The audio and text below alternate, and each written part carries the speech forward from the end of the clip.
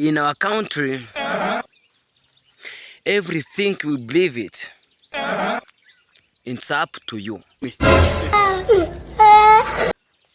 When you believe God, when you believe Jangombe, when you believe Satan, it's up to you.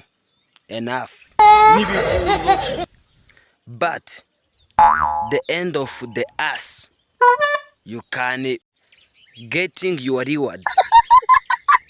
Even you believe God, you can getting your reward. Even you believe Satan, you can getting your reward. And also when you believe Jangombe, you can getting your rewards. But when you can believe Satan, you can regretting and getting penalty.